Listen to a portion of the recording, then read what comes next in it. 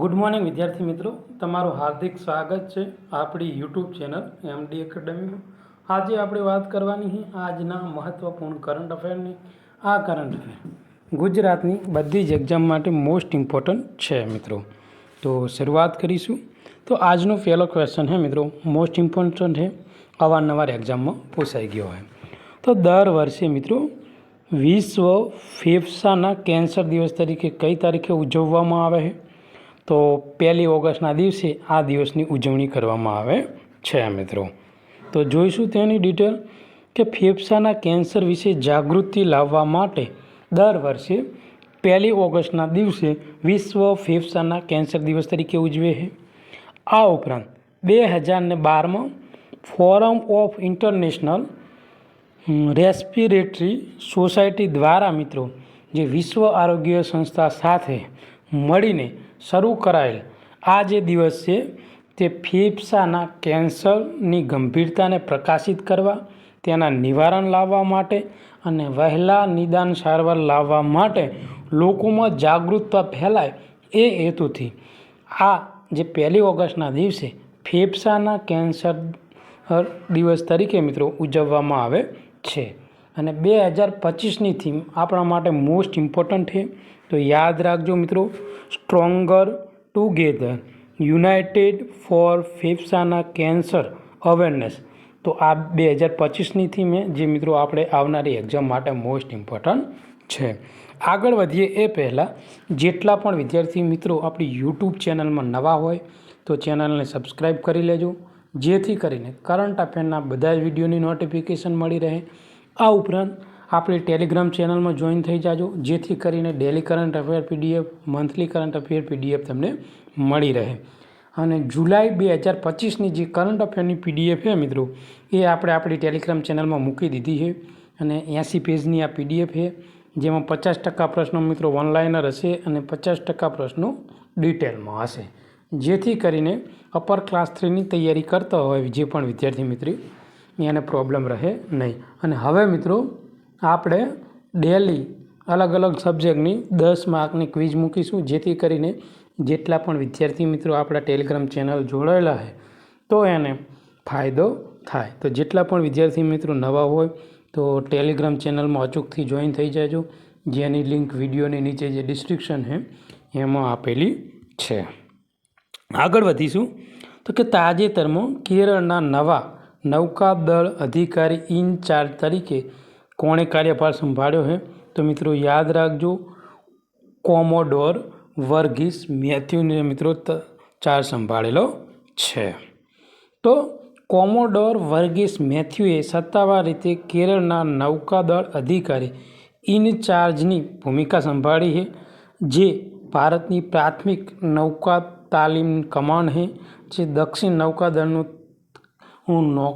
નેતૃત્વ કરે છે અને લગભગ 30 વર્ષ સેવા અને જે તોપખાના અને જે મિસાઇલ યુદ્ધમાં કુશળતા સાથે મિત્રો વ્યાપક અનુભવ અને વ્યૂહાત્મક સમજ છે કોનામાં? તો જે આ વર્ગીસ મેથ્યુઝ છે એમની વાત કરવામાં આવે છે। 30 વર્ષનો મિત્રો તેમની સેવા આલેલી છે તોપખાનામાં અને જે મિસાઇલ યુદ્ધ છે વગેરે બાબતમાં તેમનો અનુભવ છે। અને તેઓ NDA એટલે કે નેશનલ ડિફેન્સ એકેડમી અને સૈનિક સ્કૂલના ભૂતપૂર્વ વિદ્યાર્થી છે। અને કોમોડોર મેથ્યુ છે નવી દિલ્હીમાં ટ્રાય સર્વિસ હેડક્વાર્ટરમાં પણ સેવા આપેલી છે। તો યાદ રાખજો મિત્રો, મોસ્ટ ઇમ્પોર્ટન્ટ છે। 1 ઓગસ્ટ 2025ના રોજ આગામી વાઇસ ચીફ આર્મી સ્ટાફ તરીકે કોણ કાર્યભાર સંભાળવાના છે? તો જવાબ આવશે લેફ્ટનન્ટ જનરલ પુષ્પેન્દ્ર સિંહ। તો 35 વર્ષથી વધુ લશ્કરી સેવા ધરાવતા એવા લેફ્ટનન્ટ જનરલ પુષ્પેન્દ્ર સિંહ 1 ઓગસ્ટ 2025થી લેફ્ટનન્ટ જનરલ NS સુબ્રમણ્યમનું સ્થાન લેવાના છે। તો કોનું સ્થાન લેવાના છે? NS રાજા સુબ્રમણ્યમનું સ્થાન લેવાના છે અને તેઓ વાઇસ ચીફ આર્મી સ્ટાફ તરીકે પોતાની સેવા આલશે। અને તેઓ મિત્રો પેરા એટલે કે સ્પેશિયલ ફોર્સિસ જેવા ચુનિંદા એકમોનો અનુભવી જે લેફ્ટનન્ટ જનરલ સિંહે ઓપરેશન પવન, મેઘદૂત, રક્ષક જેવા મહત્ત્વપૂર્ણ ઓપરેશનમાં તેમનું નેતૃત્વ કર્યું છે અને તે બધા જ ઓપરેશન છે એ ખૂબ જ પ્રભાવશાળી રહ્યા છે મિત્રો। આ ઉપરાંત આંતરરાષ્ટ્રીય અનુભવમાં લેબનન અને શ્રીલંકામાં શાંતિ રક્ષા મિશનોમાં પણ તેમનો સમાવેશ થયો છે। તો ઓક્ટોબર 2025થી એર ન્યૂઝીલેન્ડના આગામી સીઈઓ તરીકે કોની નિમણૂક કરવામાં આવી છે? તો નિખિલ રવિશંકરની મિત્રો નિમણૂક કરવામાં આવેલી છે। તો ભારતીય મૂળના અને ટેક એક્ઝિક્યુટિવ અને હાલના એર ન્યૂઝીલેન્ડના ચીફ ડિજિટલ ઓફિસર જે નિખિલ રવિશંકરને એરલાઇન આગામી ચીફ એક્ઝિક્યુટિવ તરીકે નિમણૂક કરવામાં આવ્યા છે, જેમનો કાર્યકાળ 20 ઓક્ટોબર 2025થી શરૂ થવાનો છે અને ઓકલેન્ડ યુનિવર્સિટીમાંથી કોમ્પ્યુટર સાયન્સ અને કોમર્સ બંને પૃષ્ઠભૂમિ ધરાવતા છે અને રવિશંકરની આગામી ભૂમિકા એ મજબૂત ડિજિટલ અને વ્યૂહાત્મક દૃષ્ટિકોણને લાવે છે મિત્રો। તો WAIC 2025માં કયા દેશે એઆઈ વિકાસને સુરક્ષા સાથે સંતુલિત કરવા માટે વૈશ્વિક સર્વસંમતિ માટે હાકલ કરી? તો મિત્રો ચીન દ્વારા હાકલ કરવામાં આવેલી છે। તો શાંઘાઈમાં વર્લ્ડ આર્ટિફિશિયલ ઇન્ટેલિજન્સ કોન્ફરન્સ 2025માં ચીનના મિત્રો જે પ્રધાન લી કિયાંગ સુરક્ષા જોખમો સાથે એઆઈ નવીનતા સંતુલિત કરવા માટે વૈશ્વિક સર્વસંમતિ સ્થાપિત કરવામાં મહત્વપૂર્ણ ભાર મૂકેલો છે। વિદ્યાર્થી,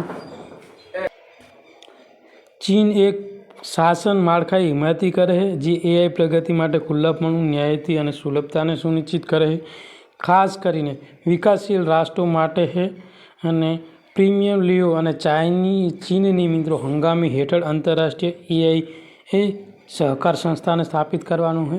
તો વિદ્યાર્થી મિત્રો, બીજી એક મહત્વપૂર્ણ વાત કે કદાચ તમને બેકગ્રાઉન્ડ આવતું હોય, બેકગ્રાઉન્ડમાં અવાજ આવતો હોય તો મિત્રો હું માફી ચાહું, કારણ કે આપણી પાસે એટલી સુવિધા નથી કે આપણી પાસે એટલી કેપેબિલિટી નથી કે આપણે 4-5 હજારનું માઇક લાવી અને હું વિડીયો બનાવું। તો મિત્રો એ બાબતે થોડીક તમારી જોડે માફી માગું છું મિત્રો કે બેકગ્રાઉન્ડમાં અવાજ આવતો હશે થોડો ઘણો। ઓકે, 1 મે 2025થી રિલાયન્સ ઇન્ડસ્ટ્રી લિમિટેડના એક્ઝિક્યુટિવ ડાયરેક્ટર તરીકે કોની નિમણૂક કરવામાં આવી છે? તો અનંત અંબાણીની નિમણૂક કરવામાં આવેલી છે। શાના? રિલાયન્સ ઇન્ડસ્ટ્રીના એક્ઝિક્યુટિવ ડાયરેક્ટર। 31 જુલાઈ 2025ના રોજ કયા રાજ્યમાં 4 નવા વધારાના ન્યાયાધીશોની હાઈકોર્ટમાં નિમણૂક કરવામાં આવી છે?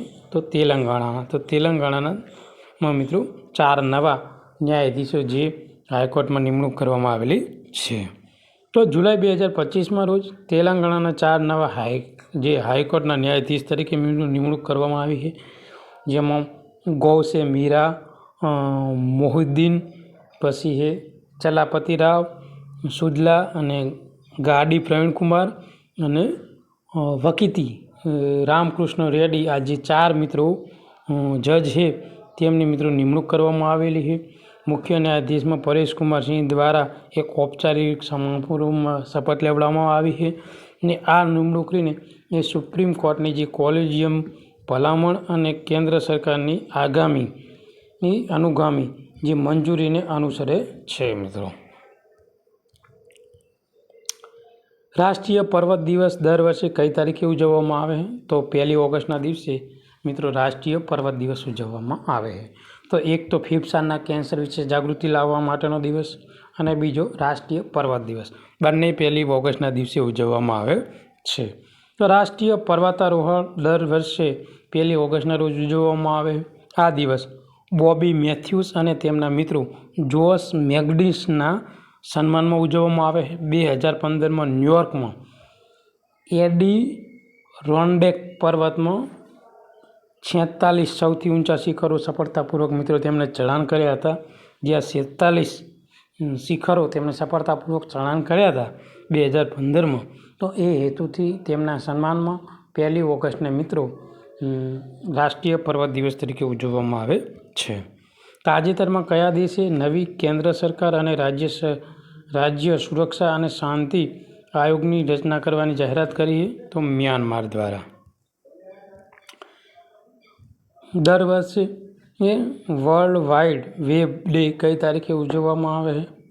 તો 1 ઓગસ્ટના દિવસે વર્લ્ડ વાઇડ વેબ દિવસ તરીકે ઉજવવામાં આવે, જેને આપણે WWW અથવા W3 તરીકે ઓળખીએ. તો આજનું આ મહત્ત્વપૂર્ણ કરંટ અફેર આપણે અહીંયા પૂરું કરીશું. આ વિડીયો તમને ગમ્યો હોય તો આપણી ચેનલને સબસ્ક્રાઈબ કરજો, તમારા બીજા મિત્રોને મોકલી આપજો. થેન્ક યુ, ધન્યવાદ.